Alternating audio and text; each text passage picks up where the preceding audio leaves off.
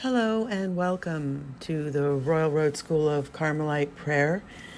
We continue our study of the structure of man written by Father John Emmanuel, a Carmelite friar from France. And he discusses in this article the challenges we face in prayer and what happens to us in prayer. John of the Cross tells us that we have two dimensions, a body, our senses, and a spirit, our soul and spirit. So our bodies, or our sensory self, have 5 external senses and 2 internal senses. Our imagination is a cinema that's open 24/7, the first internal sense, and the second internal sense are the appetites, which represent our needs and desires. As for our spiritual selves, our soul houses the will, our intelligence, and our memory. Again, John of the Cross points out that God is the center of our soul, and if we can't find him there right away, it's simply because we have many layers of attachments to the world. But during the practice of prayer, we are able to unite with God thanks to the gift given us at baptism of the theological virtues of faith, hope, and charity. And over time, these virtues purify our souls.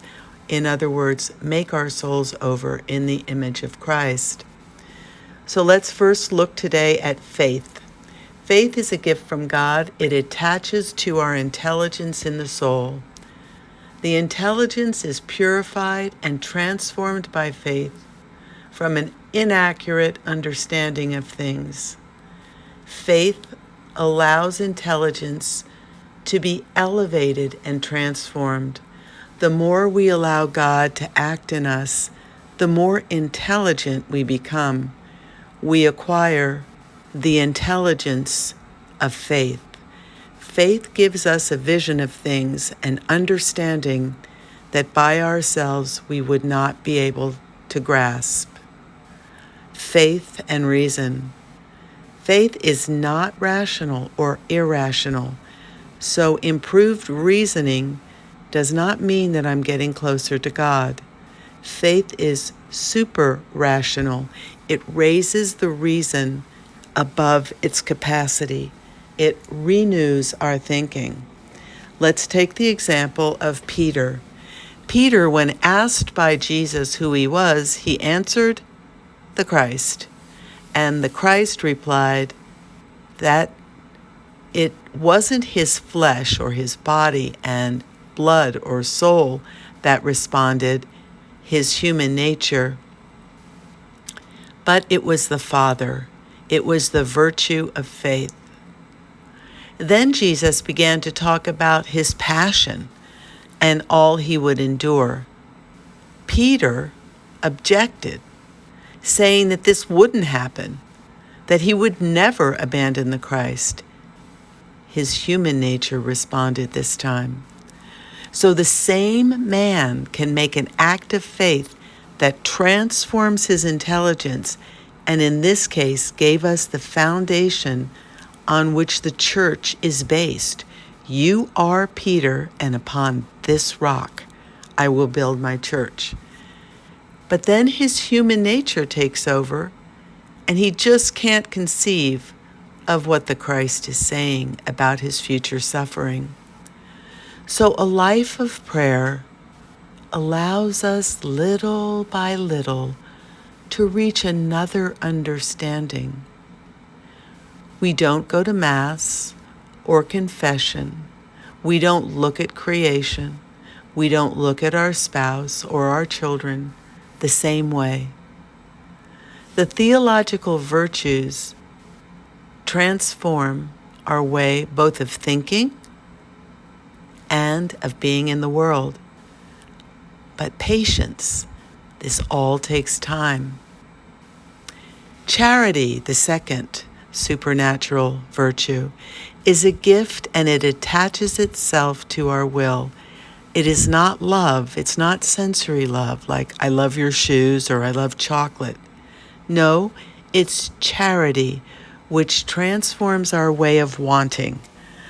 God is not sensory love. God is charitable love.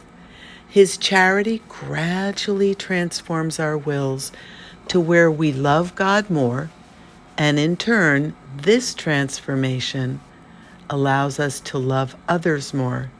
In other words, the realization in our lives of the first and the second commandments. And then finally, hope.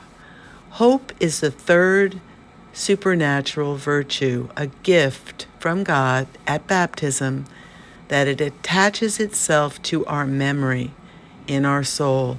Our memory concerns our relationship to time.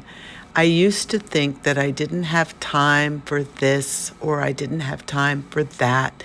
Because of my past, there was no hope for a decent future. But hope awakens in us another relationship with time. It brings about a change in priorities and allows us to hope against all hope. And this profoundly transforms us. Amen.